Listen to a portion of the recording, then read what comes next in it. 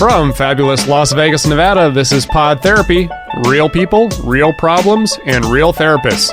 If you have any questions you'd like to ask or advice you'd like to give, come on over to podtherapy.net and join the conversation.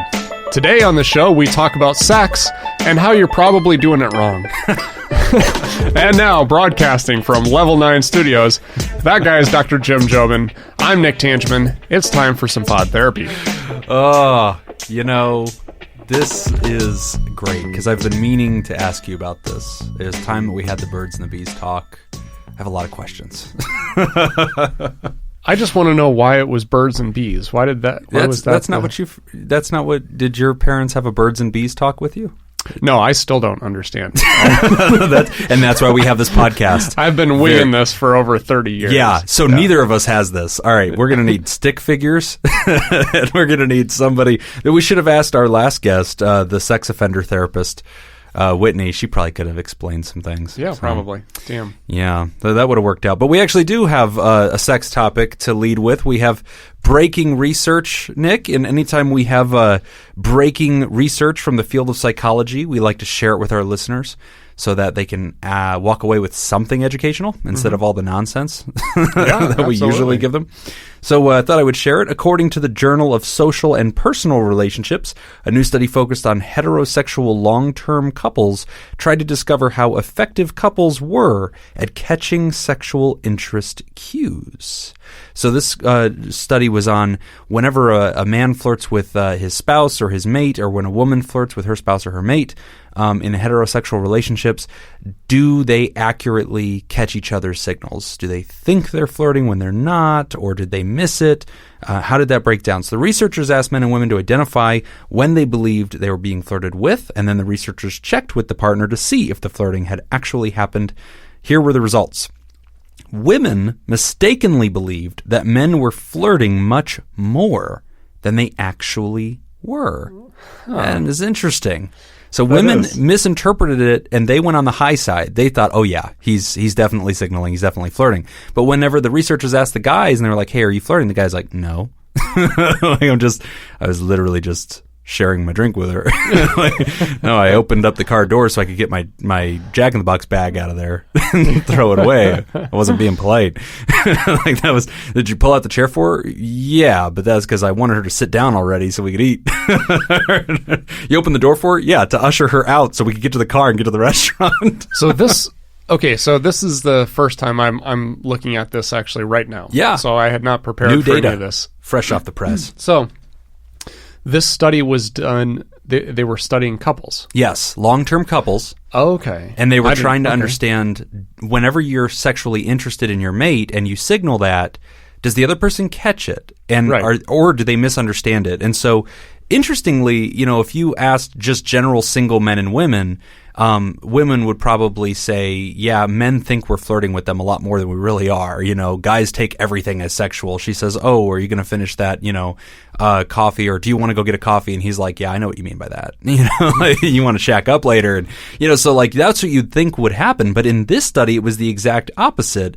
Women mistakenly believed that men were flirting with them much more than the men actually were. The men were not signaling interest, and women thought they were. And on the other hand, the study showed that men mistakenly believed that women were flirting much less than they actually were. So they'd ask the women, are you flirting? And they'd say yes. And they'd ask the guys, was she flirting? And they'd go, no, I didn't catch anything, which is weird because single guys, they think everything is flirting. And they're like, oh yeah, I asked her if she wanted to grab a bite and she said yes. So we're totally going to get it on. And like the girls are like, whoa. Like I was being polite. Like I'm talking to you. I'm just a nice person. But in this study, it was the exact opposite. Isn't that fascinating? Actually, okay, for me personally. Yeah. No, it's not. Okay. It's disturbing. No, it's not. It's like this, this confirms what I already believe. Okay. Like, as a single guy. Right. I'm oblivious. Right. To most any kind of sexual advance or flirting or anything like that. Okay. I don't pick up on it at all. You don't notice that? I'm completely oblivious. And as a matter of fact, I think a lot of the people that I know, a lot of the guys that I know, seem to be more on the oblivious side than they are astute and perceptive. 2 notes on that. First, Okay. are you recently single? Yeah. Well, 3 years ago. Okay, got it. I mean, as far as in a relationship. Currently in a relationship. Got yes. it. So you're Okay, referring yes. in past tense, and I do that for Laura's sake. You're welcome, Laura. So he announced himself as a single guy, and Laura was cringing listening to that. But for her, I will make sure that we clarify. And then the second thing, though, on that point is you're saying, when I was single, when I was dating, I was pretty oblivious when women were actually being pretty flirtatious with me. I didn't catch it. I think you're the exception, not the rule. I think that, but the question wasn't asking necessarily, are you picking up on it? It was asking, how often are you thinking it's happening? And guys, would actually misinterpret. They'd miss the signals. And so that's a good point. But they're in long-term relationships. Women would miss the signals and imagine that they happened when they didn't happen. Right. And that's very weird. And so that is kind of weird. The question I think that comes out of this research that maybe you and I can circle into is, whenever you have a long-term relationship, here the study is showing that whether you're a woman and you're mistakenly thinking there's signals when there aren't any, or whether you're a guy and you're not seeing signals that are coming at you, clearly these two ships are passing in the night. These are two people that are in a relationship. They'd like to spend time together, and they're missing the signals toward each other. What advice can we kind of offer to folks that are in those long-term relationships to better and more accurately signal their interest or catch that signal so that there's no ambiguity? Because in a relationship, you think you can be honest enough to walk up and go, hey, would you like to have sex tonight? Right. But there's no charm to that. That's not very romantic. Yeah, that sounds more like a business transaction. It is more like a business transaction. Yeah. So that's interesting for a lot of couples. How do they subtly get through that? I know a lot of couples have signals, especially if they have kids. Like I knew this one couple that would say, hey, do you want to bake brownies tonight? Like that was their signal, was like they're gonna have brownies. Or a lot of couples will say, yeah, but hey, then you the want to poor have a drink tonight? kids, those poor kids are like, having brownies? where are the brownies? Oh yeah, there was this whole thing about kids who walk in on their parents and they're oblivious to what's going on, and they're talking to each other at school or whatever, and they're like, yeah, I think I caught my mommy and daddy wrestling the other day, and this other kid's like, yeah, I did that the other day. Every time that happens to me, I get a bowl full of ice cream and I get to watch my favorite movie, just to put them out there for a little while. But Nick, long-term couples, how can they better communicate their interest in one another so that these signals don't get missed? Right. Yeah, I think that is a good point, because this actually fits with some of the letters that we get written into the show. Right. As far as people writing in who have been in long-term relationships that they kind of report the same thing as far as like the spark is gone and things like that. And so looking at this research, this kind of makes me wonder. Yeah. Is the spark gone, or are we just becoming oblivious to certain cues? Isn't that interesting? Because you'd assume that they know each other better. And so I know your signals better. But this research is saying, no, you don't. You're mistaking it a lot. Yeah. And that's fascinating. So we have to find a way to accurately and directly communicate interest without it losing its flirtiness and becoming too businesslike and too routine and too obvious. So, I'd be interested in what you say. I've seen, there was a book on this that offered couples kind of a strategy, and it was called the bead system. And it was an interesting idea. Basically, you would put a cup, there was a little dish that you'd put on the nightstand of both mates. And then they would have these little, just decorated beads you get from a fabric store. And essentially, if you wanted to signal to your mate that you'd like their physical attention, you would go put a bead in their dish, and they would see it at some point. And when the bead was in there, they had 72 hours to sort of acknowledge it and do something about it. And if they were going to do something about it, they will. And if not, they'll take the bead out and they'll put it away. And so that was kind of a nonverbal signal, because you'd walk past and go, oh, the bead's gone. So that was a clear signal that they're not interested or whatever. But that was a kind of a nonverbal way to signal interest and that you'd like some attention. I know a lot of couples that actually tried that. There's a whole book about it. Yeah. Okay. That way it's a direct signal without having to say it, because you lose a lot of the magic when you come right out and say it, or it sounds passive aggressive. I know a lot of couples that will say it in a passive tone, but it comes off as unattractive because you're like, oh, it sure has been a while since we got together, and they're like, okay, are you accusing, what are you trying to say? That's not how you charm me into this, or I think couples can find themselves struggling to communicate that. Right. But I don't know, tips or tricks, anything that you've picked up? I guess I think for me, it's easier to work with the person that can't seem to get the message across. Like if that seems like an easier target than the one that overinterprets or believes that flirting has happened more often. Right. That seems like that's a harder thing to deal with. The one that feels that it's happening less often, that's easy, because at that point you can work with that one partner and say, okay, your partner is not picking up on these cues. Right. Figure out what and kind of going back to the love languages, that book, like figure out what his language is, figure out the things that this person is responding to, right, and do more of those things. Yes. Kind of do the things that send a clear message to him that he can pick up on very clearly. Good advice. Yeah. That's really good advice. Yeah, especially the concept of it being a language. Like, your goal is to send a message, right? And that message is sexual interest. I'm interested in you sexually. I hope that something is going to happen. But if you're sending that message and they're not picking up on it, that's an ineffective communication. Yeah, it's all about how you communicate the message. Because, what I think is flirty, right, to the other person may not be at all. May not be, and then they don't think about it at all. But that's the thing, is like the person has to understand that it's not that they are not interested; it's that they're not picking up. It doesn't. It doesn't have that meaning. But see, Nick, this is something that happens in a lot of relationships. Is person A sends flirty signal to person B. Person B doesn't even catch flirty signal and is therefore neutral or oblivious to it, or continues on their day. Mm-hmm. Now, person A is very sensitive because they feel rejected.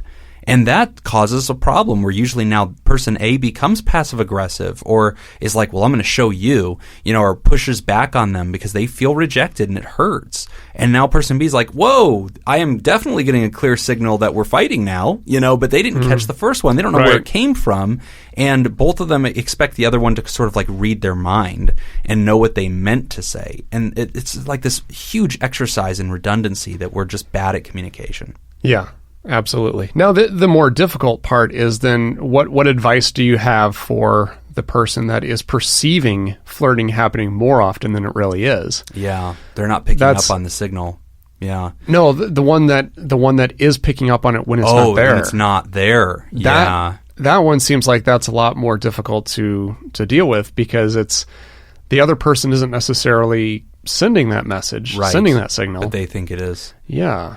I don't know. I mean, I don't necessarily see any of this as a problem, except that I want a message to be interpreted accurately. I think accuracy should be a goal, right? And so, like, if I'm constantly sending you messages that I'm anything at you, angry at you, happy with you, indifferent to you, I hope that I'm sending those accurately and that you're catching them accurately, because otherwise we're going to go in two different directions and the relationship always feels out of sync.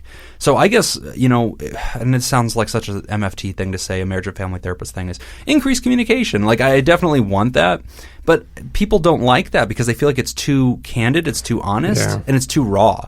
And, like, I don't know. Like, in my relationship, I came up with playful ways to check. But, like, I have a verification system now. Been married for 12 years. So if I think I got a signgle, I ask, are you signaling me? I but really want to hear more about this. I'm able to do this playfully, Nick. Hold on. But here's where it's funny. I'm the guy that jokingly now believes that everything she's doing is flirting. So she'll be like, hey, do you want me to get you a cup of coffee? And I'll, like, go like, yeah, I know what that means. And she's like, no, hold on. Literally, I want to sip the coffee with you. I just don't want to make my own cup. So I was thinking maybe we could split it. And I'm like, I know what you're really trying to say. Just like, okay, no, but for real. Like, nothing's going to happen. And I'm like, all right, you be coy. It's like, you can play hard to get. I know you don't want to come off too strong. But it's funny because now we've got a mutual joke that I am delusional and think everything is coming at me.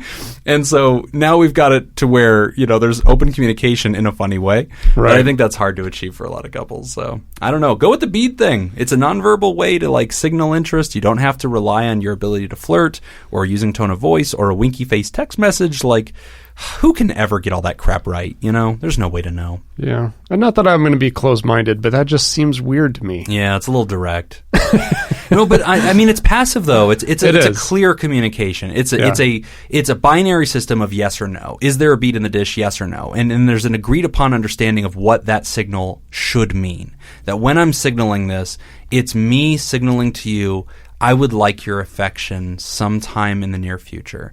And that gives the other person that understanding of saying, okay, I receive that signal. I have like 72 hours to act on this, to reject it and make it clear that I'm not really interested right now, or to do something with it. And that gives them a signal to say, okay, tomorrow I think I'm going to take them out on a date, or tomorrow let's go out for drinks, or I'm going to cook dinner. And it still has a little bit of that spontaneity to it while also being something that's planned. So I'd rather you experiment with that than miss signals entirely and then just have like a bitter relationship where you're never really connecting. But good point. it's interesting. So fascinating research that women mistakenly assume that dudes are flirting with them way more often than they actually are. Nick, when you are actually flirting, how do you do it? How do I know for sure? How do I know for sure that you're coming on to me? I just want to make sure I don't misunderstand the signals. I think we can just say in general that I'm not. Okay, but I know what you're really trying to say. I know. I get it. I get it. Yeah, you don't want to out yourself on this. But this no, is what for I real, have to deal with. Yeah, this is what you have to deal with, sexual harassment every single episode. But no, for real, like in your world, what is a subtle way that you signal interest? I mean, these women, and we have many female listeners, they are misinterpreting male signals because they probably assume that everything a guy does, he's signaling sexual interest because we're considered to be higher sexual interest. But what does a real signal look like from a man? Well, for me, I think it goes back to, again, the love languages. Okay. Understanding, what certain things mean to you and what are the things that you respond to. Like for me, and this can be a problem sometimes because we believe that what works for me is the same thing that's different for everybody that they're going to respond to. Right. So for me, like physical touch is very important. So there's, that's kind of a sign. But so here's what I think I hear you saying. I hear you saying the language that I receive affection in is usually my natural way to give send affection. that signal. Yes. Got it. Yes. So if you know this about me, that physical touch is my receiving language, it is likely that if I'm, rubbing your shoulders or putting my hands on you and making contact intentionally, I'm signaling interest right now. That's so it goes back to your point.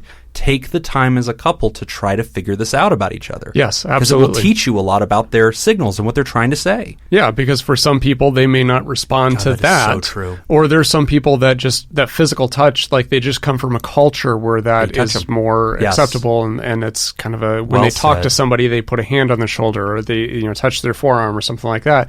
They may not pick up on those cues as being flirtatious, right, or of interest. So there's other things that could happen, or other ways of sending interest, such as compliments. Some people respond to verbal affirmations.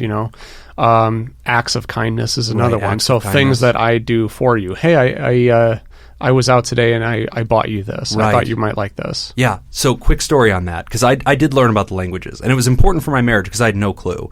And we felt disconnected a couple years in. I'm thinking, man, I really love this girl, but she doesn't seem to be affectionate toward me. I never got it. But then if you asked her, she'd be like, oh, I'm head over heels for you. But like we were two ships passing in the night. I never knew how to catch that signal. And I read the languages, and suddenly my lights just turned on because one of them was acts of kindness. And I realized that was how she showed love for me. Like she would cook for me. She would do nice things for me. She'd randomly think about me and bring me a coffee or just go out of her way. And I was just like, thanks. So that was nice of you. So then never thought about it. I wonder then if that's how she showed it to you, that's what she is expecting for her. So once I figured that out and I read the book, I was like, I'm going to test this theory. And so like on a Saturday, I went and she was sleeping and I went and took her car and got it washed.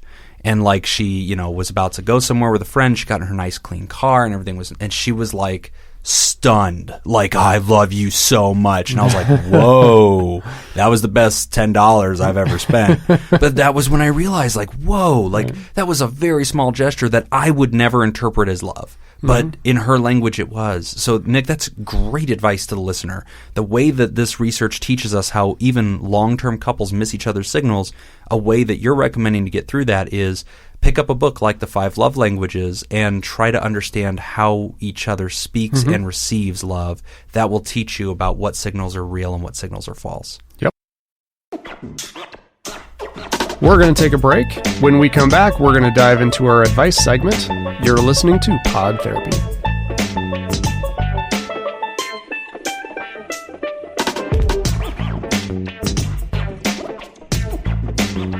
We're back. You're listening to Pod Therapy, and we are diving into our advice, and it's time to see your questions.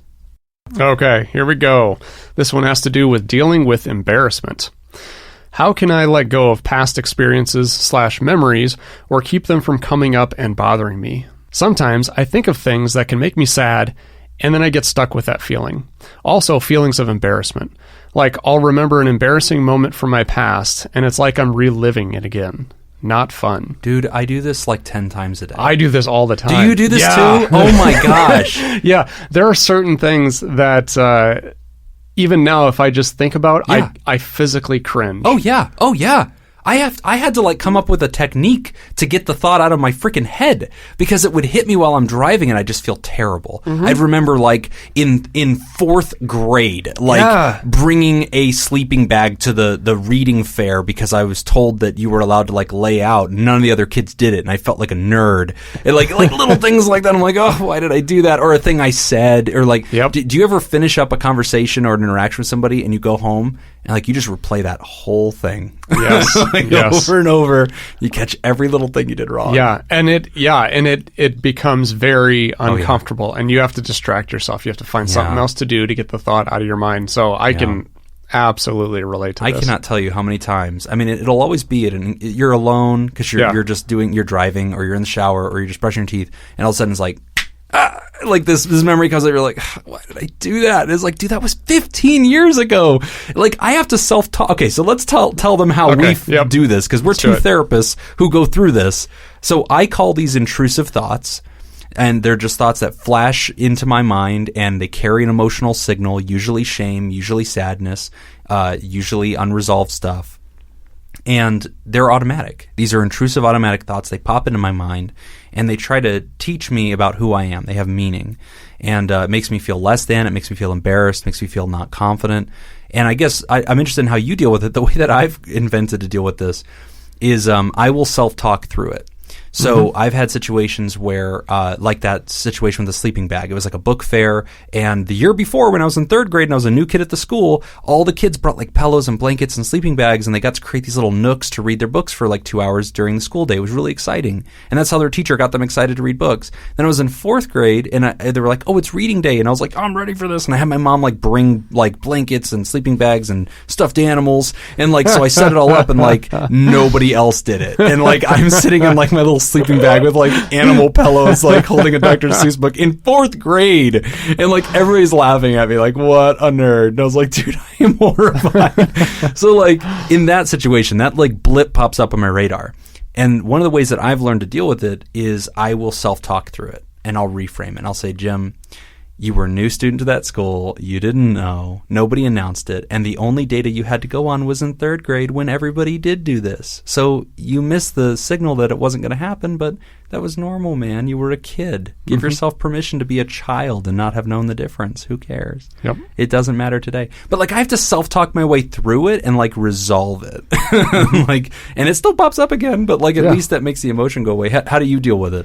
A couple things. For me, I'm a very rational person. Yeah. So if I can approach something from a logical, rational perspective, I can talk it down to where it becomes less meaningful. Okay. So, for example, there's a lot of cognitive biases that we have. One of them is what's known as the spotlight effect. Oh, yeah. So this is the idea, the concept basically is that because something's important to us and we recognize it in ourselves, we assume everybody else does as well. Yeah. And we have to understand that that is not the case. That's not how it works. So, an example for me, at work, this happened about a year ago. I went to work, and I was wearing some nice suit pants, a button-down shirt, a tie, and I forgot my belt that day. And so to me, everybody knows. Yeah, it bothered me so bad. Oh yeah, because to me it was like that was on my radar. Yep. It was blatantly obvious. So when I walked in and I did my group, if there were people who were kind of a group that was laughing or kind of chuckling in the back, I was like, they're laughing because I forgot my belt. No one, I promise you, no one else noticed anything. And so that's one of the things that I try to remind myself is just because it's on my radar doesn't mean anybody else is has any clue what's happening. But I also have some other tips that I think are going to be helpful too. One thing I would ask our listener to do is think about one person who did something very embarrassing that you observed, you were there for. You saw it happen. Now, if you were able to think of somebody, because I did this myself, I wasn't able to think of anybody. Oh, yeah. If you were able to think of somebody, the next question I have for you is, how often do you think about that person? Oh, wow. I'm going to guess almost never. And I'm going to guess you almost never think of that event. Right. Other people are not different than you. Yeah. So if you did something embarrassing in front of other people, my guess is they probably don't remember it. That's a great point. And they probably don't think of you in that context. Right. Ever. Wow. So that's, one thing to kind of think about. Wow. Nick, I think you just really helped me, man. Mind blown. No, really, that is a good point. Like the other fourth graders in that class, where are they today? I'm confident none of them remember that. I am Only sure I they don't. do. Yeah. But that's the thing. Like, those are the things that we tend to hold on to because it was impactful to us. That had almost no impact on anybody else's life other than yours. Wow. That's a really good tip. I like that. You said you had more. Well, and I think the other thing, too, is, because we all do something stupid. We all do something embarrassing. One of the things that can be very helpful is to just remember that in the moment, this moment's going to pass. And don't draw even more attention to it. That's something that some people do too. Right. So I did something stupid. I feel stupid. So I'm going to make a big joke out of it, make a big scene. And ultimately it just becomes more awkward. Right.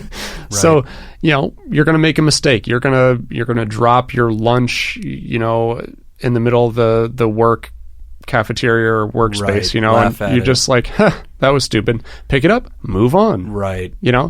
The easier something can happen and then disappear, the less likely people are going to remember it. In this writer's case, I relate to them because they seem to be talking about after that embarrassing moment. In the moment, I deal with it, right? Or I don't know how I dealt with it, but later I have that echo effect. But I hear you saying, look back on anybody else's life who you've witnessed do something embarrassing. How often do you think about it? How much does it matter? Never. So if that's true for you, it's probably true for the rest of the world. Keep that in mind. And then the other thing I'll note here, Nick, is that, these intrusive thoughts or thought cycles sometimes appear in people that might have something to do with OCD, obsessive and compulsive disorder. They have an obsessive thought and they can't let go of it. And a lot of folks will teach you that with an intrusive thought, if it's really becoming sticky and it's difficult to let go of, thought-stopping techniques, right? Like the rubber band on the wrist and just snapping that. I have a child who has these kinds of thought patterns where he just like obsesses over something. And there's a game called Exploding Kittens. And it's a very weird game. It's like a card game. But in that game, you can play this card called a Nope card. And it like stops whatever bad thing was about to happen to you and just halts the game and just like bypasses like a skip in Uno. Oh, okay. Yeah, so it's like blocks an attack on you. You just go nope and you drop it. And so like I taught him to, when you have those thoughts, just say nope and play a nope card. And that was really effective for him. Oh, that's he's like, a great idea. Because he'll be like, Dad, I remember 2 weeks ago, like I spilled my drink and I didn't clean it up and I lied to you about it and I'm so sorry. And I'm like, whoa, nope. Just drop the nope. And he's like, yeah, okay. And like he started to break away for it. So that's awesome. Thought stopping techniques are really effective too, but very, very common thing that Nick and I both relate to, even though I bared my soul and told a story about my haunted past. But Nick's best contribution was I forgot to wear a belt once. So to me, yeah, that's a pretty big deal. Actually, mine's not a big deal, right? Yeah, I was a fourth grade kid. I brought a sleeping bag to class. Okay. Yeah, you didn't burn down the school, dude. Yeah. All right. Thanks for writing in. That was a great question. Great question. We're going to take a quick break. When we come back, we're going to talk about how to keep from getting discouraged in the workplace. You're listening to Pod Therapy.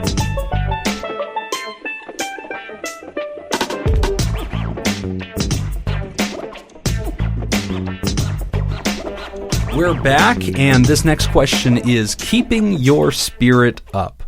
Hey guys, love your show. I've been having a hard time with keeping my heart open. I work in food and retail, and lately there's been a high number of people who are downright rude. I've been told to think everyone is doing their best, and they're using all the tools that they have. I also understand that people have other things going on in their lives, and it's not about me. But neither of these things have been helping with keeping my spirits up. I tend to become passive-aggressive, or I just shut down. Any advice? Another great question that I can personally relate to. You can personally relate to this. Yeah, I mean, anybody who's done any kind of work in with other humans. Retail, retail, or the food industry. Oh, yeah. If you've ever waited tables, that you see the worst of humanity. Yeah, no, and you they can do not care. Yeah, you can absolutely just think the world is an evil, horrible place. I actually worked when I was in graduate school. Is this the rental car story? Yes. I knew you were going to bring that up. I was totally thinking flight attendants and rental car people just get the worst side of humanity. Yeah. So I worked at a rental car agency at an airport, and dealing with people at the airport is incredibly frustrating because they're tired, they've been traveling. And it's weird even sometimes how delusional people will get. You know, for me, flying in an airplane, safety is like my first concern. Like convenience is always second. Yeah. I want to be safe. Right. But there's so many times that, you know, I would hear people say, they would come on the intercom and announce like, I'm sorry, we can't take off. The wing fell off. And then people are just like, let's just go. Yeah. Come and you're on. like, no, this is good. Thank you for the heads up. Yeah. You take all the time you need. Yeah, people do not need any kind of rational excuse for anything. It's terrible. Yeah. So I can totally understand working in that environment, how you could just lose faith in humanity. So one thing I would really encourage our listener to do, there's a lot of different types of coping skills, and coping skills can kind of be broken down into like 6 different categories. And one of the categories is called accessing your higher self. Okay. And essentially what that's about is it's kind of like giving back. Mm-hmm. Okay. So if you want to see, if you get stuck in this situation, well, let me back up. The easy solution to this would be find a different job. Right. But I'm not a big proponent of that. Don't run away. Yeah. I like to see people evolve, adapt, rise to it. Yeah, rise to the occasion, learn some healthy coping skills for that environment. But I would say that it sounds like you need to get out of that environment a little bit more often and experiencing some new things. Mm-hmm. So with that coping skill strategy of accessing your higher self, we're talking about volunteering. Mm. If you want to see humanity in a better light, put yourself in that situation where you can see humanity in a better light. Get involved with organizations that are meant to help people, and you really get to see a different, like a reality check. Right. Yeah. That's you get to see a different perspective. I like that. I used to work at a treatment center for adolescents, teenagers. That's tough. It's very tough. And, there were some success stories, and that was great. But overall, after working there for about a year, I started feeling like, man, I just do not have a whole lot of hope for the future. Right. Yeah. But I had to realize, I had to get out of that situation to realize that I'm only looking at a small percentage of the population. Yeah. I got involved with this group that was through the school district, and it was students who were creating I don't remember exactly what they were doing, but it was like a community-based group that was led by the students, but with community members. I see. And it's a different side of seeing the same kids or same demographic, but in a positive light. Exactly. So I would have interactions with these kids, and I'm thinking, oh my God, these kids are brilliant. Right. Yeah. And then I was like, I have been looking at this all wrong. Right. So, Nick, another thing I think that you and I immediately relate to this. This person works in food and retail, but we look back on our lives and say, at one point you're working at a rental car place, you've worked with teenagers, that was the same thing. I was a school teacher, I saw the same thing. But as a therapist, I think we experience the same thing. Sure. Because it's called compassion fatigue. And compassion fatigue is something that therapists actually train in to make sure that we're aware of, because we expect it to happen at some point, especially because we work in healthcare. Nobody's coming to see us because their lives are going so great. Nobody's on a winning streak, when they come to see us. There's bad things happening in their lives, and they're incomplete people who usually have some pretty strong character defects that we need to work on together. And we're in charge of confronting and dealing with that person in their raw humanity. And a lot of times that can feel like you're working at the DMV or working at the ER, and every person that comes in is sick and hurting and unhappy and scared. And so no matter what your sector that you work in out there, I think the advice is the same. where you start with identifying this. There is such a thing as compassion fatigue. There is such a thing as being the punching bag or the welcome mat, and it hurts, because you're always the one that gets encountering some negativity out of other people. But I like Nick's advice, which is to break away from that and get a broader perspective on life. That's essential for your own humanity, is that you don't get stuck inside that cave and begin to believe that this is all it is. The world has to be bigger than that. And it's important that you broaden your horizon. If not, leave the career. But I don't think you can just run away from mean people. I think they're always going to be there. But the other thing that I would add to this is leaning in on the relationships. And I've noticed for me, whenever people are cantankerous or difficult or thorny, there's a desire to sort of lean away and just kind of get away from this thing. But I've noticed that whenever I become proactive in that relationship and try to take control of it in a positive way, people tend to mimic what I'm doing. And so if I come in with positivity that's sincere and not like this saccharine fakeness where I'm like, everything's great, but when I come in and just, start with a positive attitude, I'm intentional about smiling with people. I'm intentional about joining with them quickly, which is a therapeutic term. It means to break through their walls and create an alliance in a sense. And I believe that I was a server. I used to be a food server.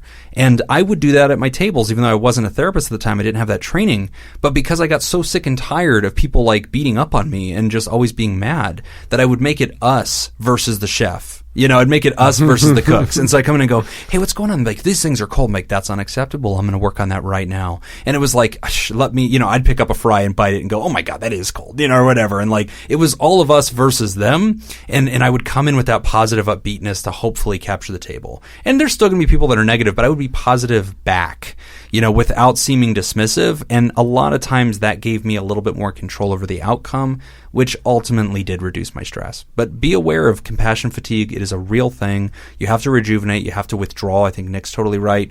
And then I think leaning in on the person as well and not allowing your natural instinct to pull away to affect you, because that's going to continue to perpetuate the same outcome.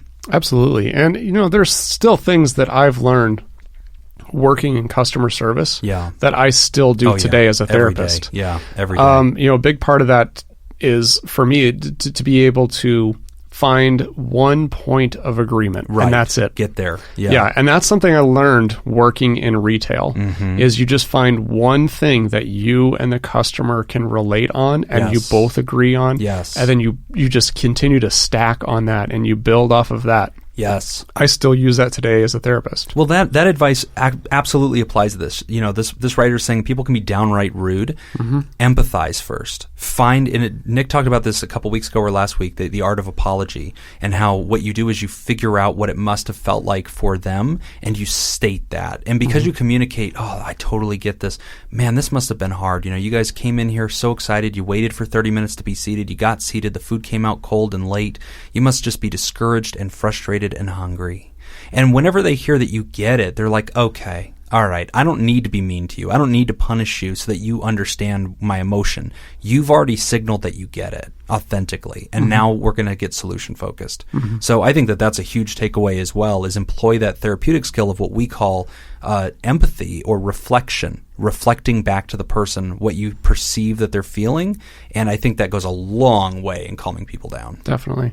And the other thing too is I would just reiterate the idea of getting out and doing some new things, because I understand, I've waited tables, I've been a server myself, and I'm not sure if that's exactly what you're doing, but I've worked in retail, I've been a server, and when you have bad days, you just want to go home and do nothing and just veg out on the couch and just unwind.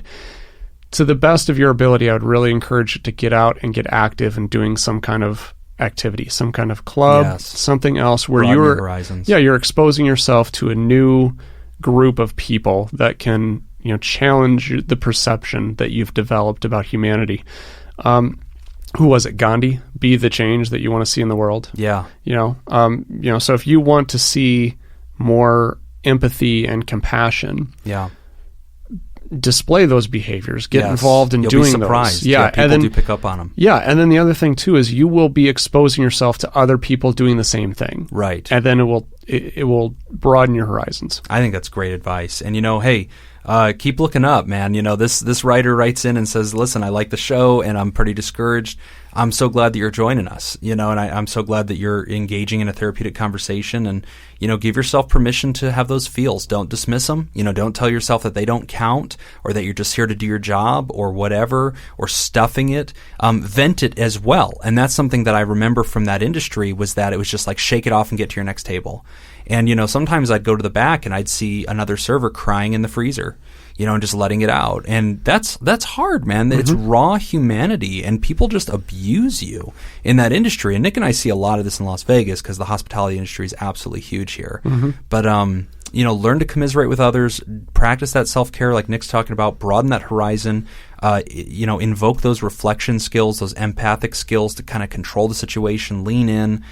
There's a lot of notes there. I know that that's a lot of takeaways, but also just know that what you're feeling is so genuine and so real. And, you know, we just want to authenticate that, and we want to validate what you're feeling because we've both been there and we know what that's like. And, you know, make your paper, boo. Go make that paper, boo. You know, and then just go out and spend some of it on yourself because you've certainly earned it. Yeah, and then whenever we get Pod Therapy T-shirts, find us and we'll sell you some. Yeah, we'll sell you a T-shirt with that paper, boo. Thanks for writing in. Thanks for writing in. All right, that's all the time that we have for this week's session. Thank you to those who contributed to our show today. We really appreciate it. Remember, pod therapy isn't something you should keep all to yourself. Help us reach others by sharing this episode. You can find us on Facebook at facebook.com/podtherapy or on Twitter at podtherapyguys. Do you want to add your own advice to today's questions? Post your thoughts at podtherapy.net and join the conversation. I'm Nick Tangeman. I'm Jim Jobin. Thanks, and we'll see you for your appointment next week.